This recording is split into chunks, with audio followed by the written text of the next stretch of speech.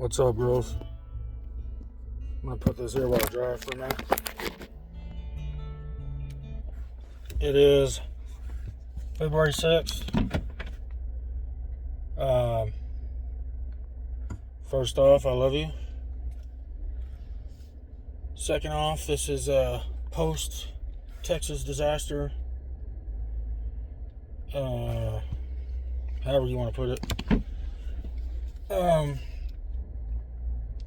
Yeah, I made a couple videos in between now and my last one about this, and I deleted them because I needed to calm down a little bit.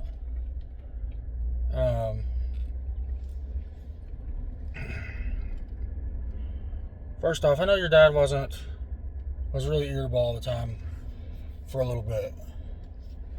I would say probably October, all of November, and then in December.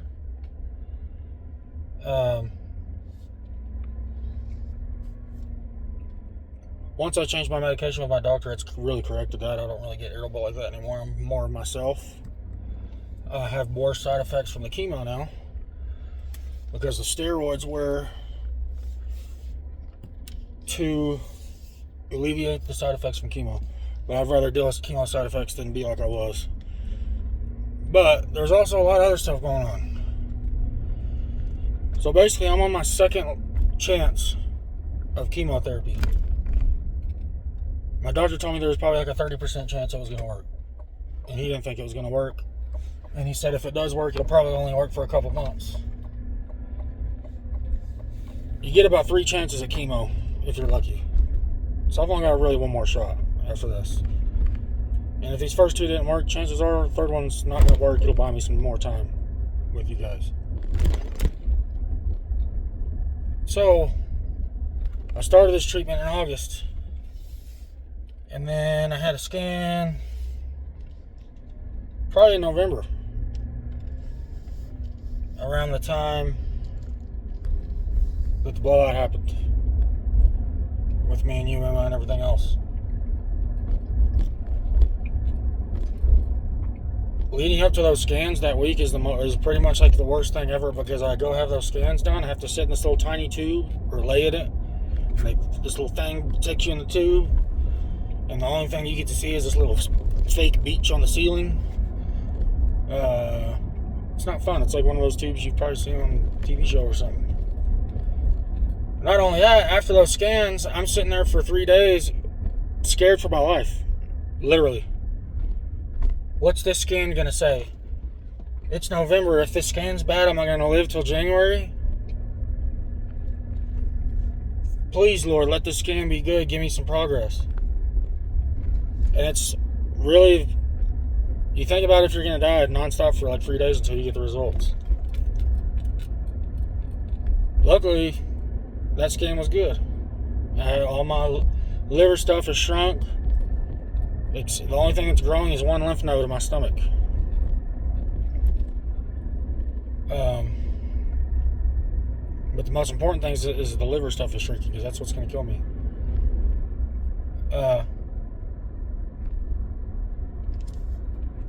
It really takes a toll on a person mentally.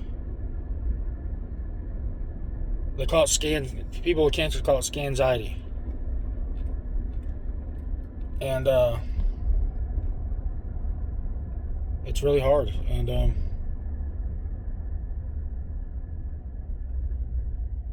sitting there wondering if you're going to live for a couple more months is really hard. And it's not something you could ever understand unless you're going through it. And I hope you never have to. I'm only 36 years old. So, fast forward, Emma, to around the time that I kicked you out. I think it was that week I had scans. And I was really on edge. I was scared because my doctor told me that he thought the treatment was only going to last a couple months, and this scan's at 5 months. So if this scan's bad, what do I got? 3 more months to live? Not making excuses for anything. Personally, I didn't really do anything wrong in my opinion. I did what I thought was right. do what I thought was best for you to help you become an adult.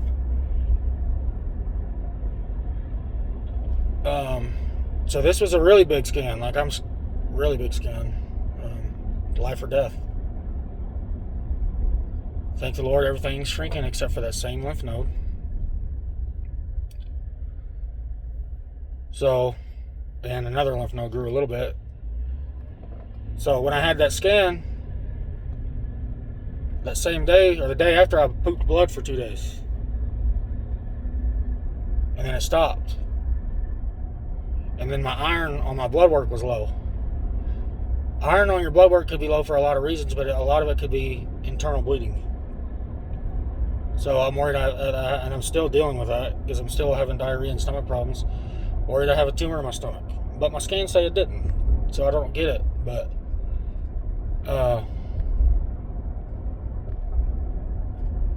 the doctor says that he wants me to meet with another doctor to see if I need to stop treatment and start my third treatment.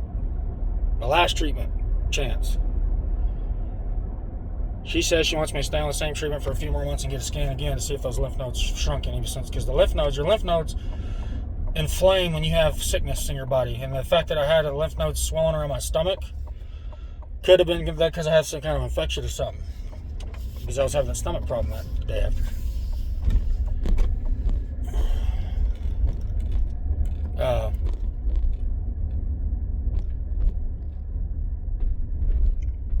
Every time I get any kind of, and there's a lot of them, okay, every day in different spots. Every time I get any kind of ache, any kind of weird thing, I'm scared it's my cancer spreading to other parts of my body. And it's daily. And you girls are the reason I choose to live. Because you guys are what brings me happiness in my life.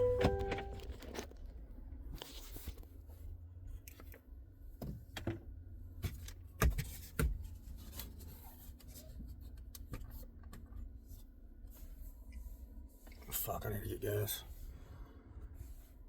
I just left treatment. I look like shit. And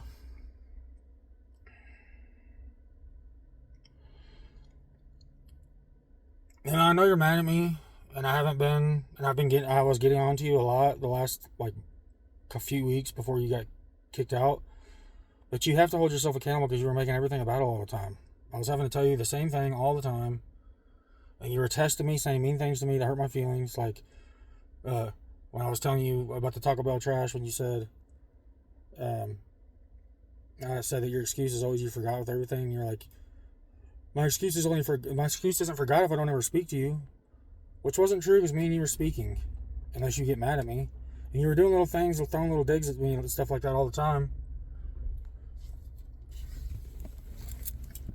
And if you would have just communicated with me, we would have talked about the school thing when you left. But you completely ignored me. I can't have you living in my house just being completely like completely respect me and not listen to me and not follow my rules and live in my house. I can't do it. So it was time for you to step out. That's what my grandma did to me, and it made me grow up, okay? My grandma kicked me out. She made me grow up, and then I eventually came back, and she had me a trailer in the backyard I lived in, and I paid rent, and it made me become an adult. And I was hoping that was going to happen with you.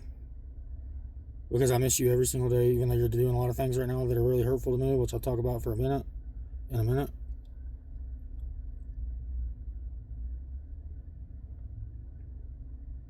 But I was hoping that you would, because we were taking you places all the time. You never appreciated anything. One thing that really hurt my feelings is when I bought the car and went and picked you up in it, and you just didn't even care. You just looked at your phone the whole time, didn't even acknowledge that we were like in a car that I bought for you guys. And you were kind of like doing stuff like that all the time. And I know you weren't meaning to be that way, but that you were being that way. And you weren't really showing any appreciation for anything that we do for you. Giving you rides all the time. And then I told you I wasn't going to give you rides anymore to work, and I still did it. And you just never really were appreciative for anything.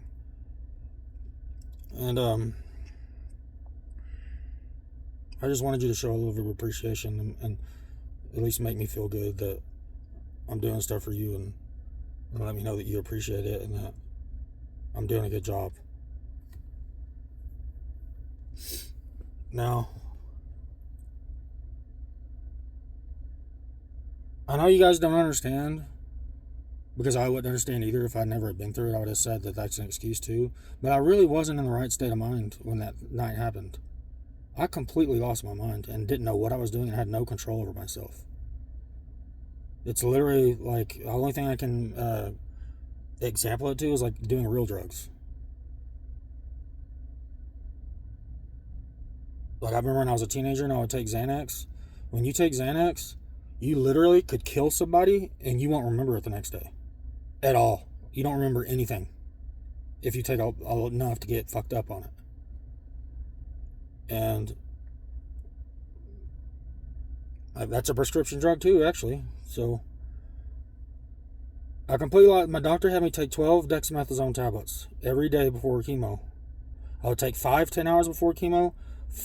God damn it. I'm not answering this call. I would take 5 before.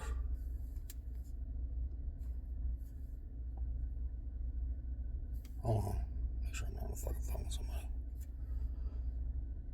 I would take 5 to 10 hours before treatment, 5 tablets 5 hours before treatment, and then 2 before treatment, and then I would take, and that was it. When I went and saw the doctor, he changed it to 2 tablets 10 hours before, or 1, depending, and then 1 5 hours before, and then I would just take 1 every day for like 3 days. That's half less. And so when you show that video to people and you don't explain it, it really makes me look like a monster, and you know your dad's not a monster, okay? You guys have to look back. It's just, it sucks that the way it is nowadays is that you do one bad thing and people forget every single good thing you ever did. Because I was the one that was patient with you guys when your mom was dealing with her mental health stuff and screaming all the time, and y'all couldn't even talk to her or ask her for anything, and ask me for everything because you were scared to ask her because you knew she would just scream at you. You guys forgot all about that. And we stood by your mom, and she eventually corrected it. But it was a long time of that. Way longer than the few months that I've acted the way I acted. I'm not saying either one of us are okay, but I'm saying why can't I be forgiven? Why do I have to be held to a different standard? Your mom even apologized to me at one point. She said, "I'm sorry, I wasn't taking my medication. I'm sorry, I was acting crazy." Mental health is a big thing, and especially if you're on medication and you quit taking it, you can be crazy and not even realize you're being crazy.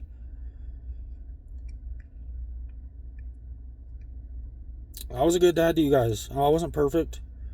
Sometimes you might think that I did cruel punishments or something like that, but it wasn't because I was trying to be cruel. It's because I was doing what I thought was best. Me and your mom had different childhoods. We came up different ways. I was way more. My grandma was really, really hard on me, and that's what made me have good work ethic. It made me know how to be smart with finances for the most part. Until we bought those fucking side-by-sides. That was the stupidest thing I ever done. And I just want to instill something in you guys. My biggest thing for you guys is I want you guys to be independent and not have to rely on anybody financially or anything. That's all I want for y'all. So I'm hard on you guys in certain ways. And it's not to be cruel. So, fast forward to Texas again.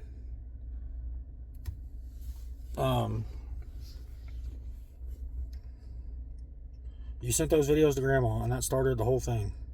Because the videos were sent and there was no context behind it. Nobody ever said this happened, but he had chemotherapy that day and he had all those steroid tablets, and that's why he said that he acted that way. And I get you guys don't understand that, because if I had never been through that, I'd probably be like, oh, that's just an excuse. But you have to look at it in a rational way and think, has my dad ever acted like that and said he's going to kill himself before? What was wrong with him that day? It was a bad day. I called my grandma and told her that I was gone, I was going to kill myself. She talked me off the ledge, and my brother Nick talked me off the ledge. I don't call people and talk about my problems for sympathy or just a vent.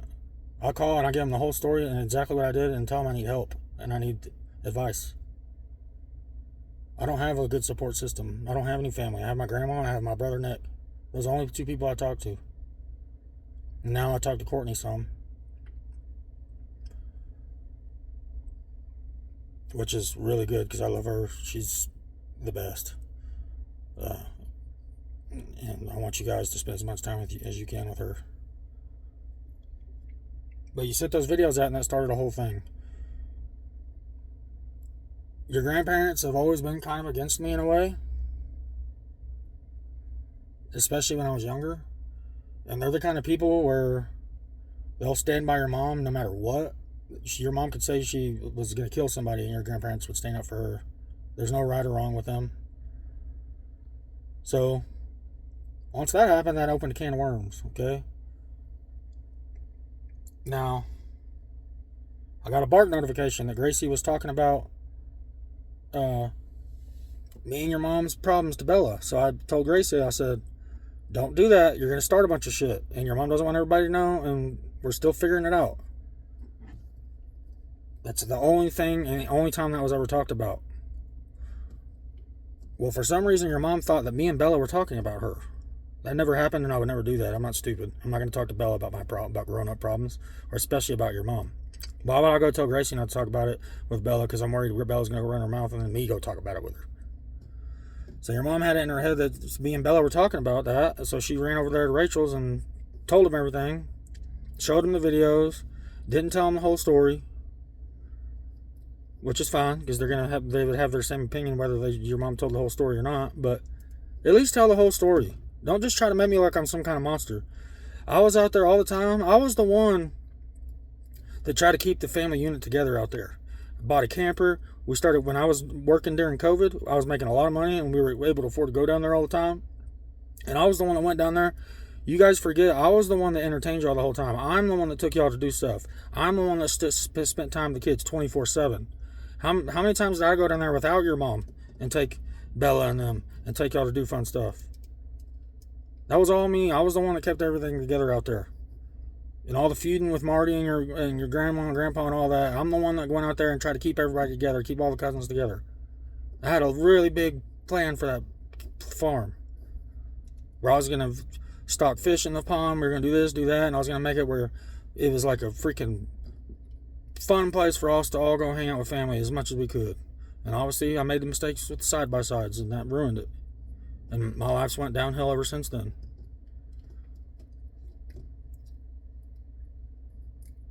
So your mom did all that, and once she did all that, there's pretty much no turning back for her.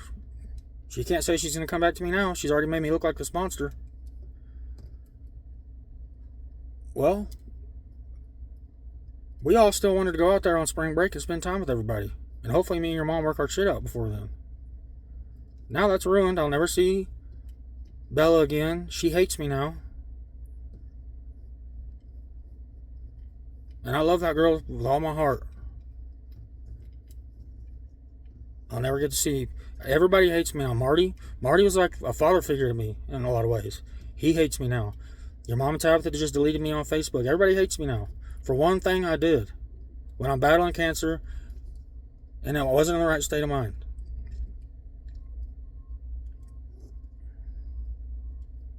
Well, Ellie called your mom out on it. Because your mom's done some stuff too, okay? And she didn't mean to do it. And she apologized for it eventually. But Ellie called her out on it. The whole thing about her not wanting her to be born and all that. And then everybody gets mad at Ellie. Ellie did the right thing. She didn't stand around and let everybody shit on me when I didn't deserve it. And talk bad about me. Because you guys know every time we go to Texas, all they do is sit around and gossip about everybody. Now I'm the topic of the gossip. Ellie didn't stand for that shit. She stood up for what was right. Yeah, our dad did this, but you done this too, so why are you acting like you're perfect? And everybody gets mad at Ellie. It doesn't matter anyway, because like I said, your grandparents are going to have their opinions no matter what.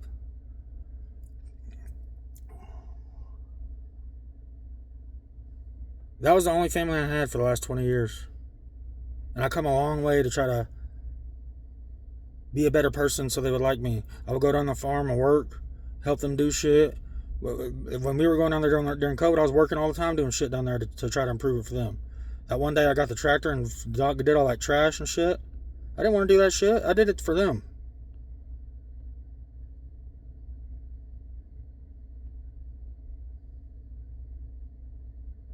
I know when people split up, you lose that family. That's just naturally the way it goes. But I felt like I was just thrown away. Nobody wanted to hear me out. At least Marty. So I guess they weren't really my family to begin with if they were willing to do that. Because I would never throw anybody away like that. When all that shit happened with Matt and Rachel, I didn't judge Matt. I said, we weren't fucking there. We don't know what happened, number one. And number two, who are we to judge anybody? We don't have the right to judge anybody. Everybody has their own problems. You might not be around enough to see. Everybody has problems, and we shouldn't judge people like that, especially family. And just throw family away like that. Can't have Christmas anywhere now because Rachel's mad at Matt and all this fucking bullshit. It's not the way family's supposed to be. And I want you girls to know, you can love people from a distance if you need to, but you don't just throw them away.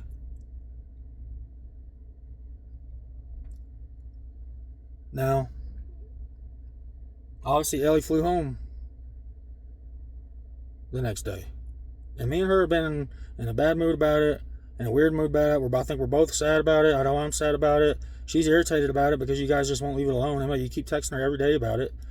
And just, I don't even know why you're trying to get involved in it. It doesn't even have anything to do with you. Just let everybody get over it. Let everybody get past it. It's happened now. The damage is done.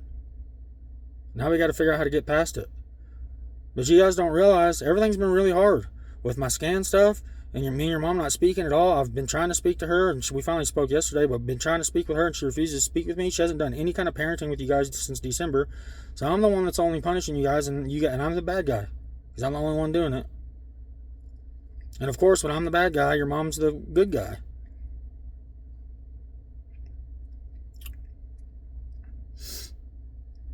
But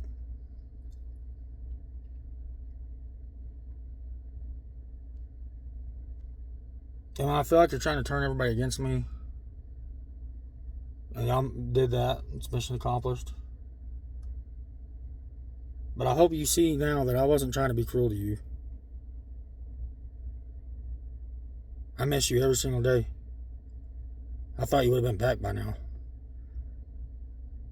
I was joking around about making your room a fishing room with all my bullshit in it. And then I said, I'm not taking her bed out for a while. I'm not going to just do something like that. We'll see what happens.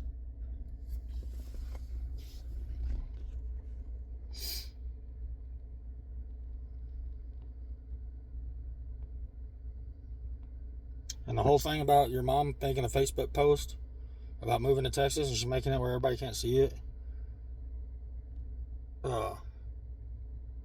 I would never screw your mom over and make it where she can't do what she wants to do. But I'm not going to be screwed over either. The last time, if you don't remember, I don't remember, it was probably 6 months ago. Your mom went and took all the money and said y'all were going to Texas and pretty much said that y'all had to go and y'all were going to go. And I had to haul ass home from work and deal with that. And your grandma's told her before to do that when we were real younger. She said, you need to go take all the money out of the bank and leave them. Well, what's that do for me and Ellie? It just fucks us over.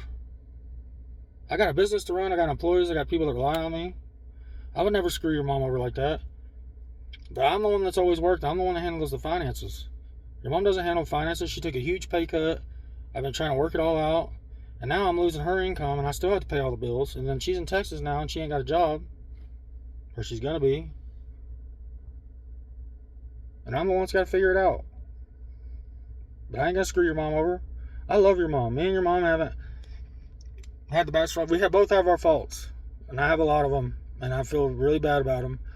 About treating her. But your mom always relied on me for her happiness.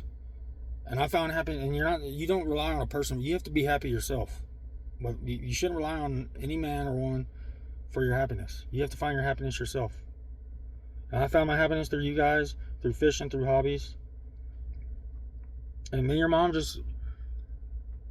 we haven't been able to work it out.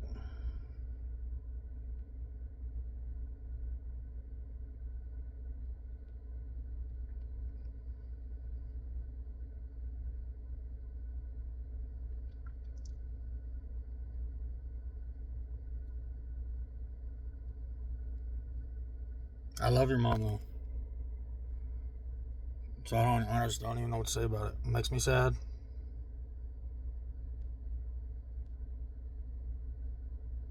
But the problem with your mom is she's always been held me accountable for my actions. But anytime I try to tell her how I feel about anything, she just says, shut the fuck up. Or, I'm not arguing with you. She never wants to talk about the things that she does that bothers me. Ever. Like ever. We just haven't been able to communicate well with each other. And we really have grown to be completely different people.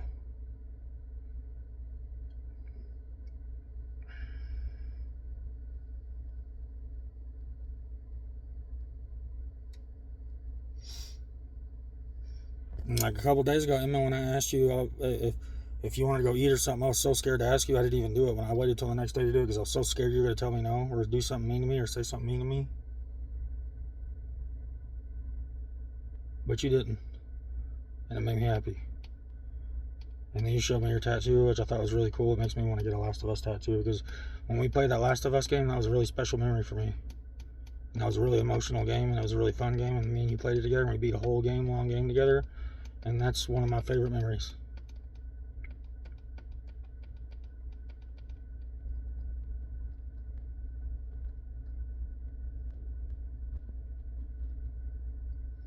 I'm proud of you girls, and I love you girls. I just don't want you to... You girls just have seemed to forgot right now all the good I've done. And Emma, you're saying, well, our mom changed, but our dad didn't. Well, I have changed. Ever since I got off the fucking steroids, I haven't been acting like that. I was getting on to you all the time, but you have to hold yourself accountable. You were making stuff really difficult. Even Gracie said when you left that it's so much more peaceful now. And it really was, because there was a lot less tension. Because you have a grown boyfriend that's grown, and you want to be grown too. And I knew this was going to happen. I mean, it's the same shit with me and your mom. We wanted to be grown, so we fucking moved out. So I don't know. I did what I thought. I was doing what I thought was best to help you grow up and be an adult. I wasn't doing it to be cruel or out of anger. Even though I was fucking pissed that you weren't answering my calls and texts. So now I guess your mom's gonna come back soon and get her stuff. We're at least civil now. I've texted her yesterday. She deleted me on Facebook, but I texted her on Facebook and on text. I told her, I said, hey, we have to be able to communicate. And I said, what do I have to do?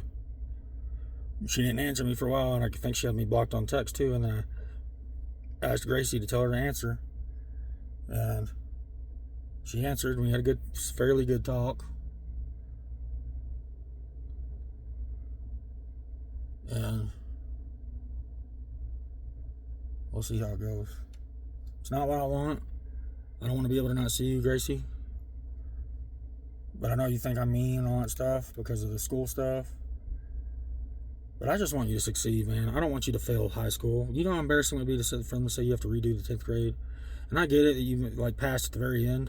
But I'm sitting there stressed out all fucking year. You had like a 7 in one class. I'm sitting there stressed out all year that you're going to fail. And if we're getting to the half of the year now, and you've already failed 2 semesters. So I have to put you in homeschool the rest of the year so to make sure you pass the 10th grade. And then hopefully next year you can try public school again and we can try it again. And then taking your phone's the only way that I know how to motivate you. What else am I going to do? I offered to put you in dance class. That didn't work. I took your phone. That didn't work. I haven't taken your phone at all this year for grades. That didn't work. I've tried everything, girl. I don't know what else to do. Grades are important. You got to at least get your diploma.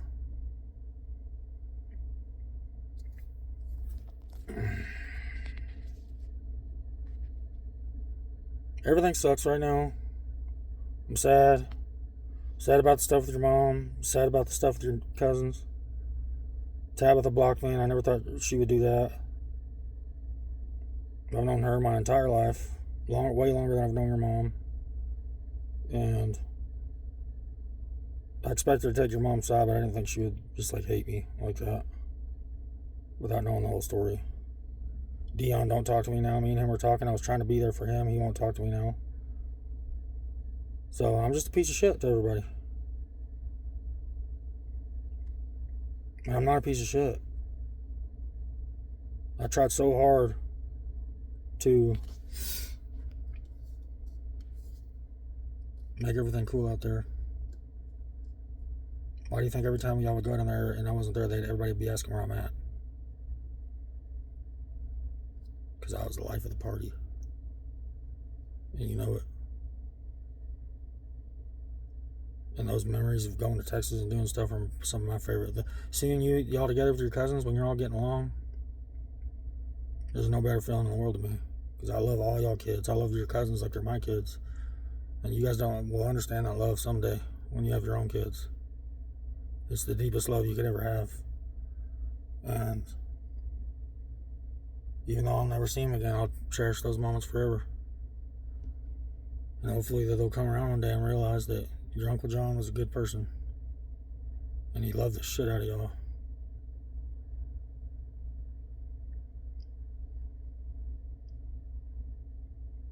I don't know what else to say about it. Hopefully me and your mom can be civil and figure everything out. And it just feels empty. Feels empty in the house. It's weird.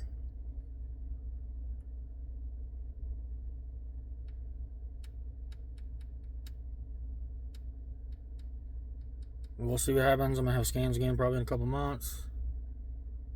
And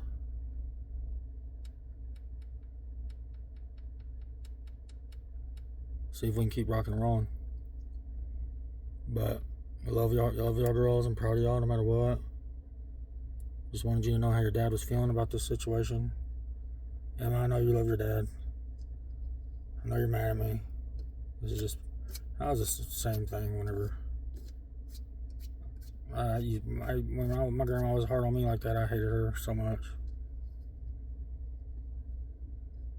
And now I realize that the way she acted towards me was the best thing that ever happened to me. You know, my grandparents took us in when we were young, when they were old. So I didn't have the same childhood. I didn't have parents that were young enough to fucking go do shit with me. We went on vacation one time ever.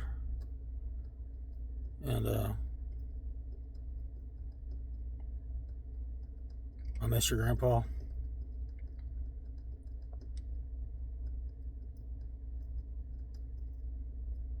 He was a good dad to me when he didn't have to be. He's not even my biological grandpa.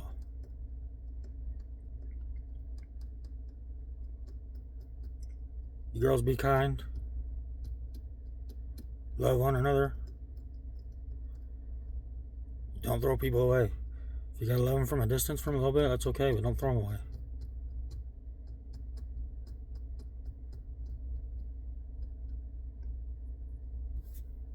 Peace.